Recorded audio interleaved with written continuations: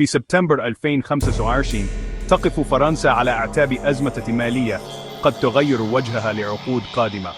أزمة يشبهها الخبراء بما حدث في اليونان عام 2010، لكن هذه المرة قد تكون أعمق وأخطر، لأن حجم الدين الفرنسي اليوم يتجاوز 3500 مليار يورو، أي 10 أضعاف دين اليونان عند بداية أزمتها. الأسئلة الآن: ماذا يعني هذا للمواطنين والأسواق؟ التاريخ يعلمنا أن الأزمات لا تأتي فجأة، بل تتراكم بصمت. ما حدث في اليونان قبل عقدين بدأ بعمليات محاسبية خفية وتلاعب بالأرقام وصفقات سرية مع البنوك العالمية. حينها بدأ كل شيء تحت السيطرة، حتى انهار كل شيء دفعة واحدة. دروس أثينا بقيت محفورة في ذاكرة أوروبا والأسواق. اليوم يواجه الاقتصاد الفرنسي نفس المعضلة: نفقات عامة مرتفعة، عجز يتجاوز 5.5% من الناتج الداخلي، وفوائد الديون ترتفع بسرعة مخيفة.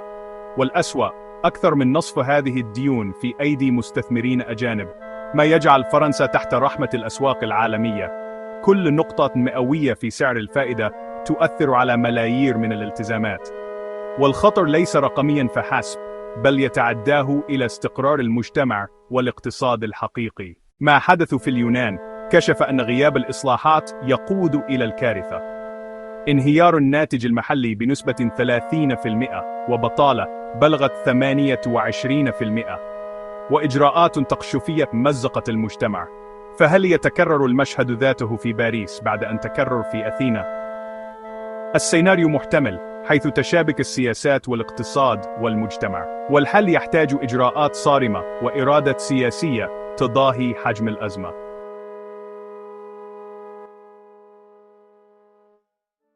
اليونان نجحت بعد سنوات من الألم في تقليص دينها، بينما فرنسا على عكس ذلك تزيد إنفاقها وتفقد ثقة الأسواق. اليوم معدلات الفائدة الفرنسية تساوي تقريباً معدلات الفائدة اليونانية، بل في بعض الحالات صارت فرنسا أقل مصداقية من البرتغال واليونان نفسها. الفجوة في تكاليف الاقتراض تنعكس فوراً على الموازنة والخدمات العامة، وكل هذه المؤشرات تشير إلى تحول خطر في ثقة المستثمرين.